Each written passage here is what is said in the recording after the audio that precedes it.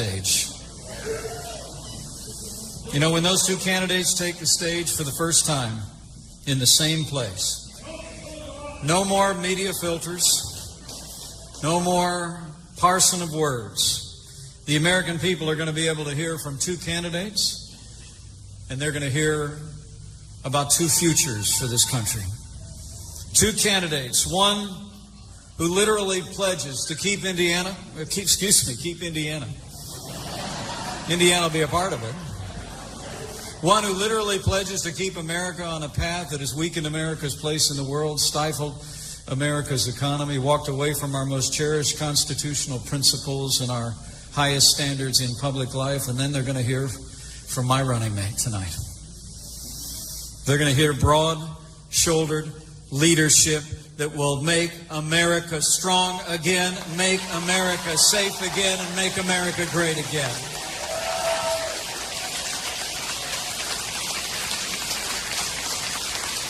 And Donald Trump literally embodies the spirit of America. Strong, freedom-loving, independent, optimistic, and willing to fight for what he believes in, and he will fight for the American people every day, all the way to the White House, and every day as President of the United States. And I can't wait. I can't wait to be there. You know, people ask me all the time, what is it about Donald Trump? I just like to say, you know, Donald Trump just gets it, right? I mean, he's a doer in a game usually reserved for talkers. And when Donald Trump does his talking, he doesn't go tiptoeing around those thousands of rules of political correctness that the media puts in the way of men and women that want to make a difference for America. He says it like it is from his mind and from his heart. And the American people hear him loud and clear, and they're going to send him all the way to the White House.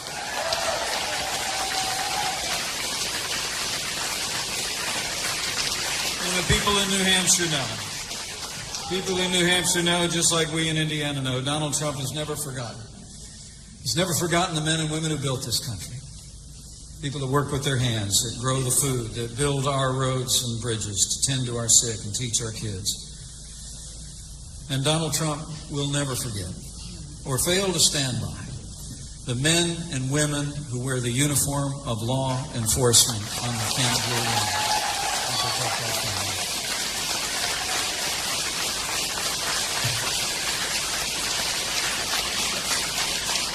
You know, it's a very challenging time to be in law enforcement today. It really is. We mourn with those who mourn and grieve with those who grieve in the loss of life and police action shootings in Tulsa and in Charlotte. We truly do. We know the American people of those communities deserve a full and thorough and transparent investigation. But let's be clear. We need leadership in this country that will stand by our law enforcement and know that we don't have to choose between accountability and standing with the men and women who put their lives on the line to protect our families. You know,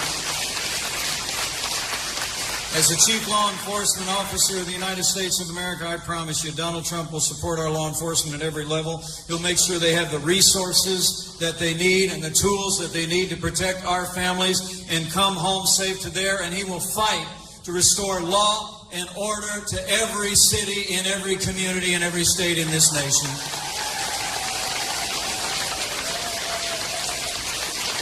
That's why I'm proud to say. That's why I'm proud to say my running mate was endorsed by the largest police officers union in the United States of America. 330,000 strong. The FOP says Donald Trump should be our next president. You know, it really is amazing at the very time when America is crying out for something new and different. When the American people are longing for change. A change to a stronger and more prosperous America at home and abroad. The other party has answered with a stale agenda and the most predictable of names. The American people in both parties, frankly, are ready to break free from the old ways of doing things in Washington, D.C.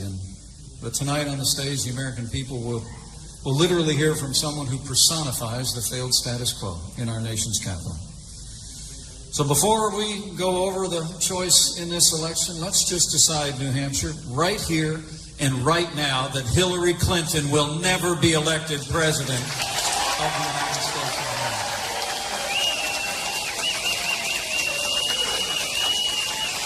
The choice is clear.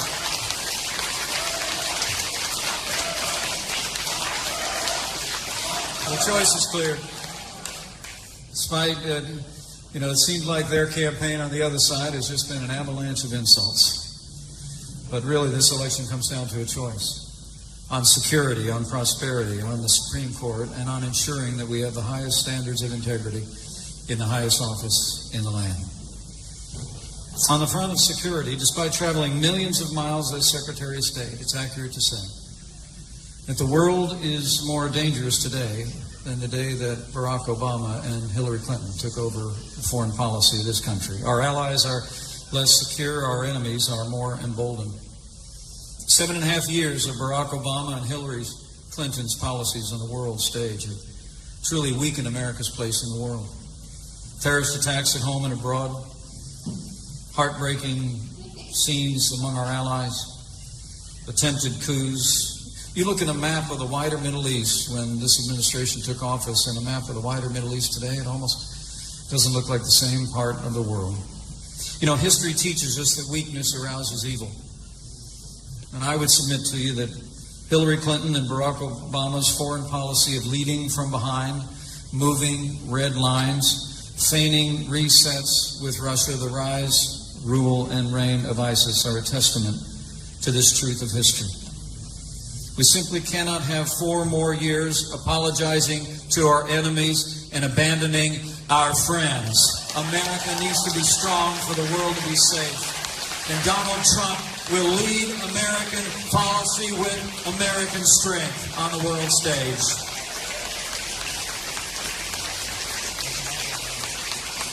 Hillary Clinton's record on foreign affairs, her specific record on foreign affairs, needs to be known, and I hope it comes out tonight in the debate. Literally, it was Hillary Clinton who joined Barack Obama in a decision to withdraw all U.S. forces from Operation Iraqi Freedom.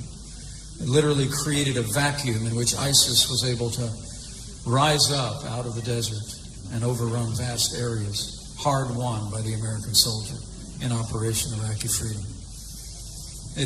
I traveled in and out of that region 10 different times when I was a member of Congress.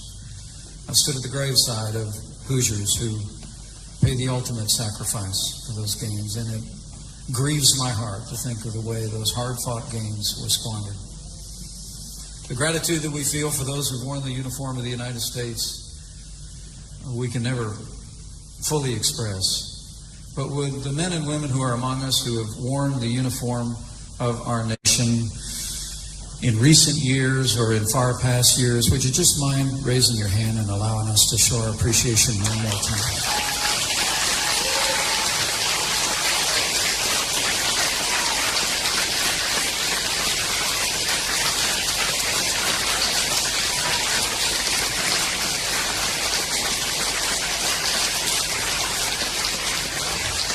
Thank you for your service. It was Hillary Clinton as well who initiated that disastrous agreement with the radical mullahs in Iran, $150 billion. And we got a handshake and only the illusory promise of delays in their nuclear ambitions. And it was Hillary Clinton and her State Department who left Americans in harm's way in Benghazi 4 years ago. There's a movie called 13 Hours, and a lot of people think that we sent help after 13 hours. Actually, Hillary Clinton's State Department never sent help. And after 4 Americans fell, she actually told the parents of the fallen that it had to do with a video that was created in Florida, as opposed to an organized terrorist attack that they reflected on in emails that very night it was taking place. When she was questioned about it before a Senate committee, Hillary Clinton simply said, "What difference at this point does it make?" As the proud father of a United States Marine, let me say this from my heart. Anyone who said that, anyone who did that, should be disqualified from ever serving as Commander-in-Chief of the Armed Forces of the United States.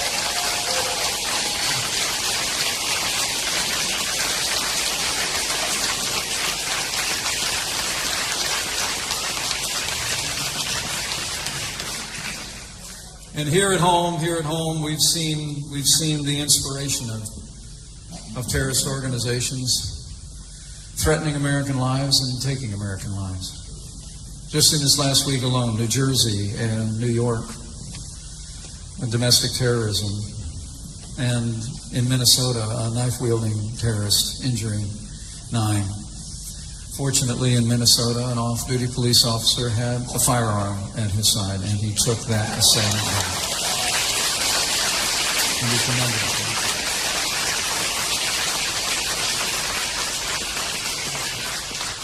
But you see the attitudes that they have about the war on terror in the aftermath of that. Despite the fact that 13 killed at Fort Hood, 264 wounded and 5 dead at the Boston Marathon, 49 killed in Orlando, San Bernardino, 14 killed.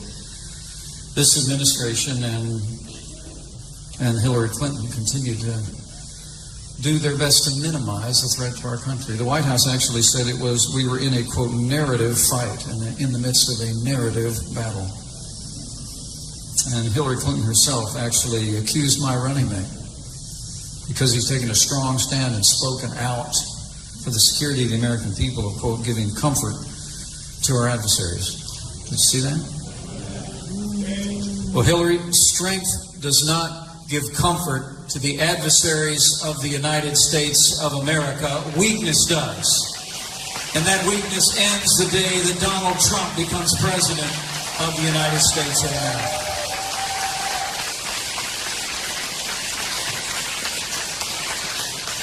I promise you, Donald Trump and I know America needs to be strong for the world to be safe. And as President of the United States, Donald Trump will rebuild our military. He will restore the arsenal of democracy. He will give our military the leadership and the support they need to hunt down those who threaten our freedom and destroy ISIS at its source.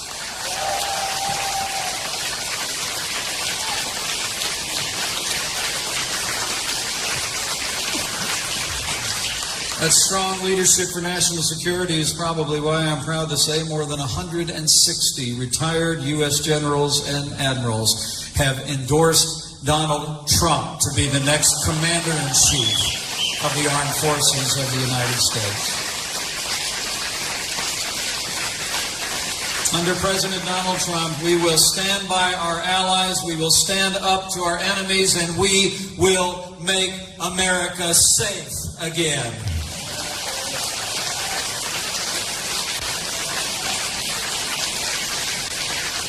But in New Hampshire, you know, it's not just about security, it's about prosperity. We are in the midst of the weakest economic recovery since the Great Depression. We have the lowest labor participation rate since the 1970s, and millions more Americans today are living in poverty than the day that Barack Obama became president of the United States. Hillary Clinton's plan, more of the same. More taxes, more regulation, more Obamacare, more of the war on coal that's been stifling the American economy. The truth of the matter is that they tell us that this is the best that we can do. You hear that? That things are really good and it's just going to be that way for a while, right? That's the implicit message. Well, we here in New Hampshire and all over the country, we know this is nowhere near the best that we can do. It's just the best they can do. And when Donald Trump becomes president of the United States, we're going to use time-honored conservative principles to get this economy moving for every American. We're going to create jobs and opportunities that put America first.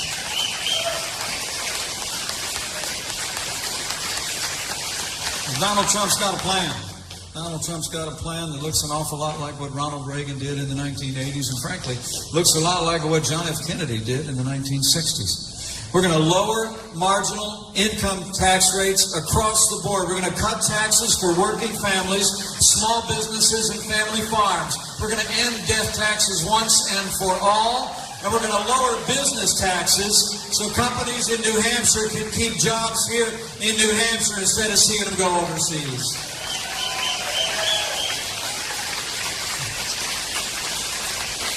And we're going to roll back red tape.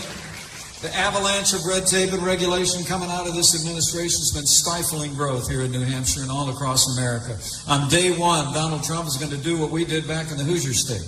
He's going to sign a moratorium on any new federal regulation, and he's going to repeal every single Barack Obama executive order that's been stifling jobs and growth in this economy.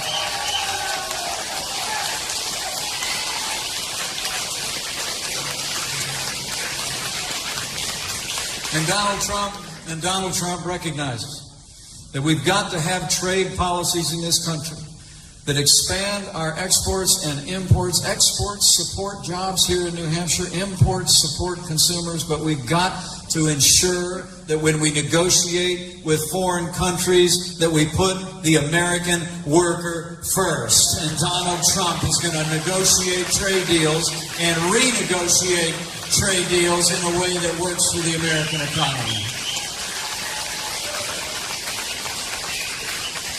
And lastly, Donald Trump and I both know.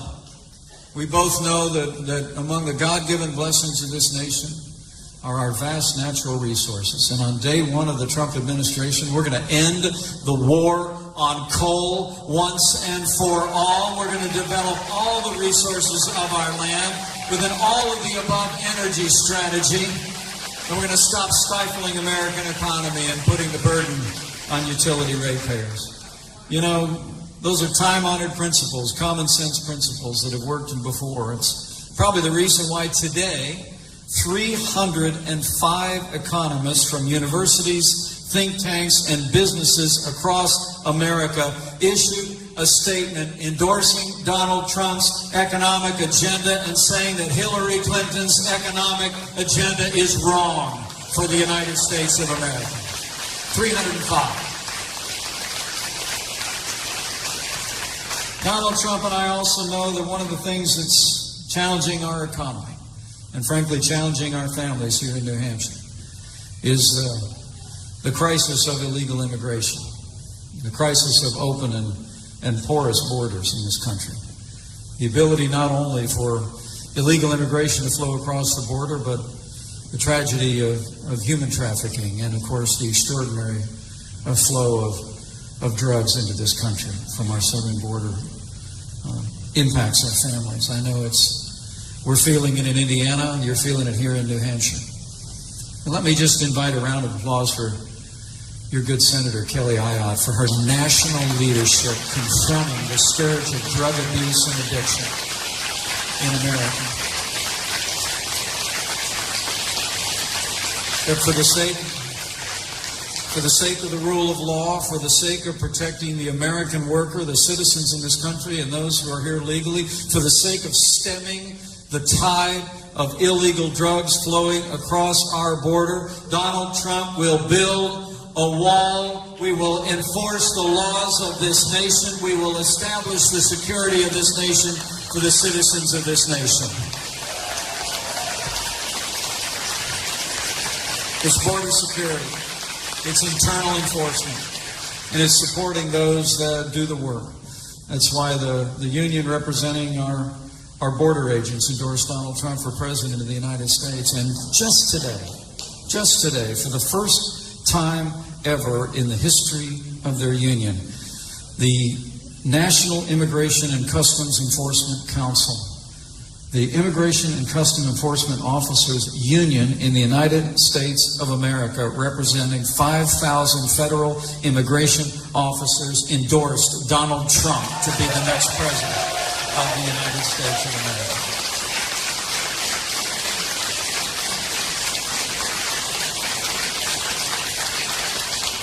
With the right economic policies, I always like to say, conservative principles work every time you try, right? They've worked in Indiana, they'll work here in New Hampshire, and they're going to work when Donald Trump brings them to the White House, I promise you. We're going to get this economy moving again. Not by empowering more government, as Hillary Clinton pledges to do, with $1 trillion in tax increases, $1 trillion in more spending, more Obamacare, more regulation, more of the war on coal, but rather by empowering the American people to keep more of what they earn, to be able to save and to invest and to create jobs and opportunities for this generation and for our children and our children's children. Now, I will tell you, 305 economists, notwithstanding Hillary Clinton the other day, said that predictions about the growth that will happen in America when Donald Trump puts those principles into practice, Hillary Clinton said it was, quote, wildly unrealistic. She might just say that again tonight. Well, Donald Trump and I know the only thing wildly unrealistic is electing the same people with the same bad ideas and expecting a different result. Donald Trump is the change that America needs, and it's change that will result in a stronger and more prosperous nation.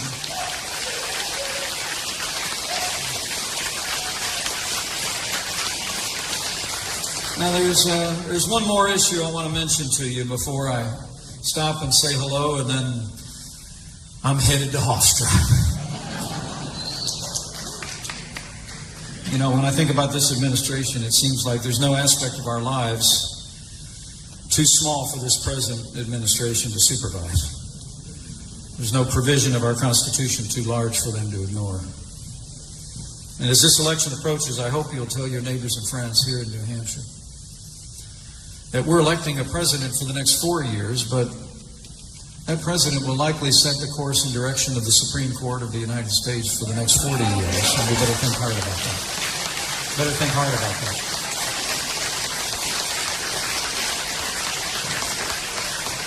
You elect Hillary Clinton, you better get used to more unelected judges using unaccountable power to literally legislate from the bench. Elect Donald Trump, and you're going to have a president who will nominate strict, constructionist, conservative jurists in the tradition of the late and great Antonin Scalia, who will uphold the Constitution of the United States of America and all our God-given liberties enshrined. So, for the sake of the rule of law, for the sake of the sanctity of life, for the sake of the Second Amendment to the Constitution of the United States, and all of the liberties that we cherish in this great nation, we must ensure that the next president making appointments to the Supreme Court of the United States is President Donald Trump.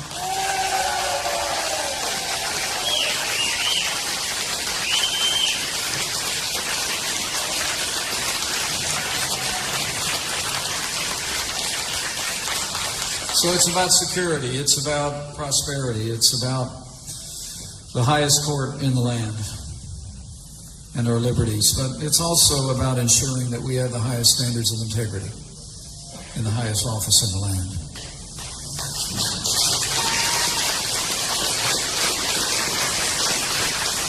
The avalanche of controversies and scandals flowing out of 30 years of the Clintons is almost too much to recount. Last week we even learned more immunity given by the FBI to close associates of Hillary Clinton and the Clinton Foundation. We found that even the President of the United States sent emails, as did the leading general at CENTCOM sent emails to her private server, which could have been subject to foreign powers exposing the secrets of this nation. It truly is amazing.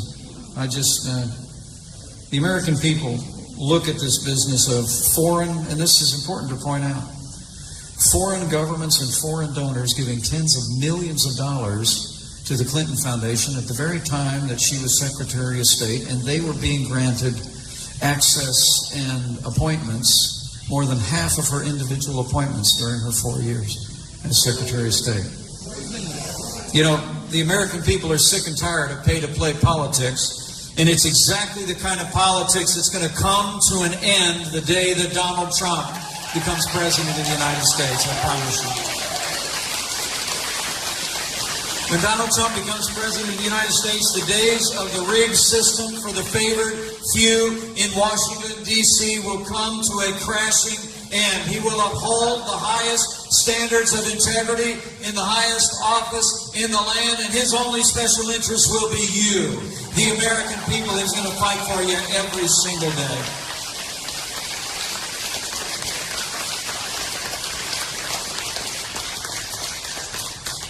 You know, as I close, let me just challenge you as you leave here today. You know, the race is close here in New Hampshire. Some polls out today say it's tied nationally. We have tremendous momentum, more and more people every day. Despite the overwhelming bias in the national media, more and more people every day are joining this movement to make America great again. And I know you're the reason. It's because the American people are talking with one another. And so I want to challenge you with that. Whatever you've heard here today on security, on prosperity, on the Supreme Court, on high standards, ending the rigged system in Washington, D.C. for the favored few, go tell somebody. Go find a neighbor and a friend, even today, over a backyard fence, at your place of work, at your place of worship. Call a friend, email, tweet.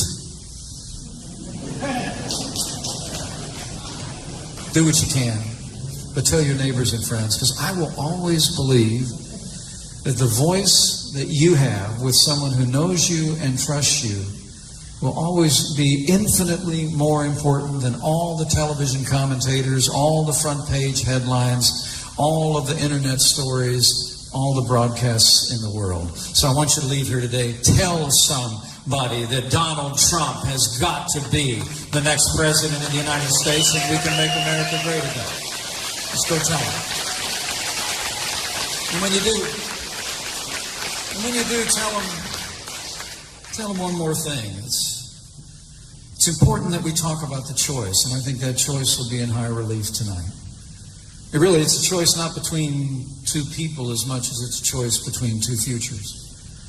I don't know about the rest of you, but in my lifetime, sometimes I've seen politics as a choice between one person that'll have the state or the country go this much higher, and another one that'll just be about this much higher. Sometimes it feels like there's not a dime's worth of difference between the two sides. But this time's really different, isn't it? This is a choice between whether we're going to continue to go downhill with the same policies that have weakened America's place in the world, stifled America's economy, walked away from our most cherished constitutional principles and our highest standards in public life, or whether we're going to plant our feet, turn around, and march back up the hill to a stronger and freer America founded on our constitutional principles and the highest aspirations of the American people. That's the choice that we have. And that's what people will see tonight, is a choice between two futures. But I hope as you leave here today, you also leave with one last word. There's so many things these days that seem to divide us, so few great purposes in this country that unite us as they once did. It seems like politics these days becomes one long process of division.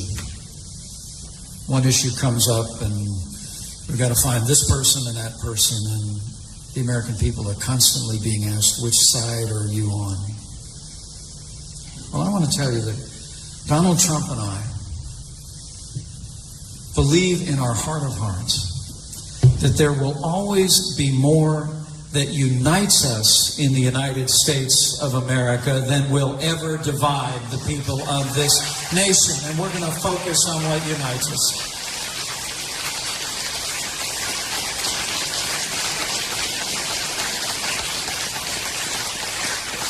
And I think what unites us, Donald Trump and I share this conviction, is really faith. It's faith in the American dream. Because he and I, I know we've got different styles.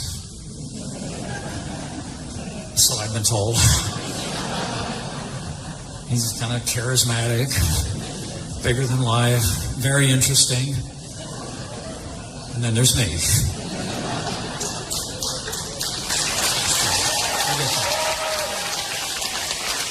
I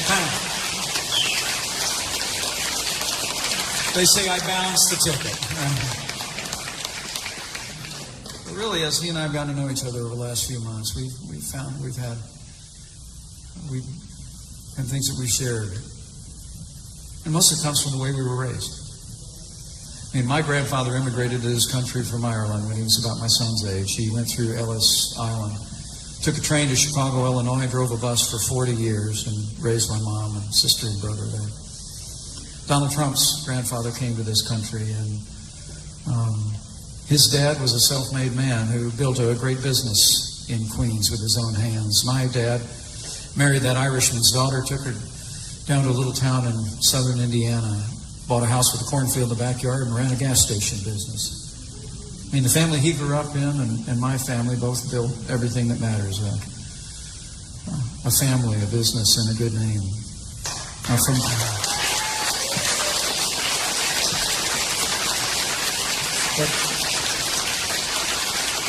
But Donald and I were both raised to believe to whom much is given, much will be required. Okay? So for him, that meant the kid from Queens.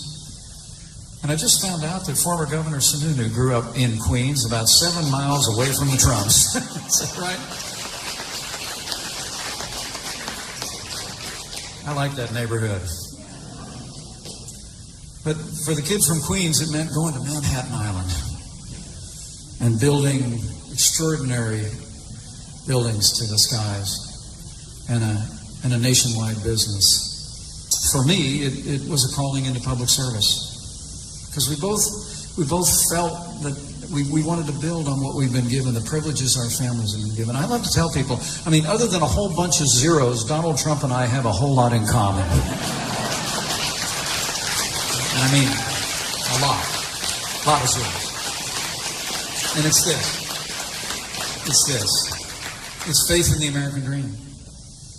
It's a belief that in this country, what's really magical about America has always been magical. Since the days this nation was forged 240 some odd years ago, is that in America, it's about merit. That in America, anybody can be anybody. If you work hard, study hard, and play by the rules. And I just want you, when you leave here today, to tell somebody, go out and tell them about the choice that'll be in high relief tonight, on the policies, and the background, and the vision, but also tell them that in Donald Trump and his running mate, you have a team that is committed to bring the American dream back for every American, regardless of race or creed or color or gender, and we're going to fight to revive the American dream for all of our citizens in this country. And lastly, it's about Donald Trump and I recognizing, both of us, that it's about faith in the American people, and it's about faith in him who has ever guided this nation from its very founding. That we are now and shall ever draw our greatest strength from the recognition that we are one nation under God, indivisible, with liberty and justice for all.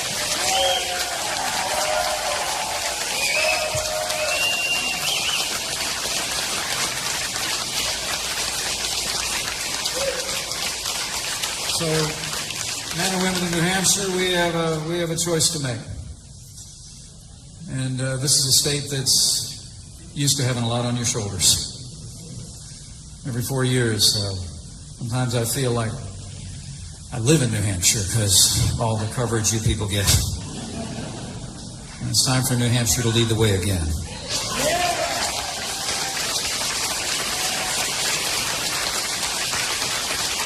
Let me lay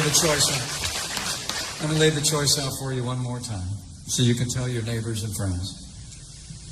If you want a president who will protect this nation, rebuild our military, restore the arsenal of democracy, stand with our allies, and stand up to our enemies.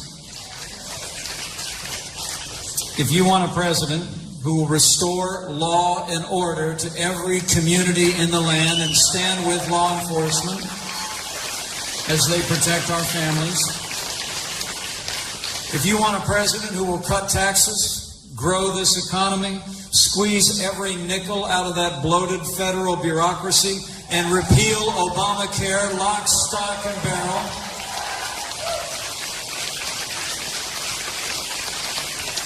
if you want a president who will secure our borders, build a wall, enforce the laws of this nation for the security and the prosperity of our citizens and those who are here legally,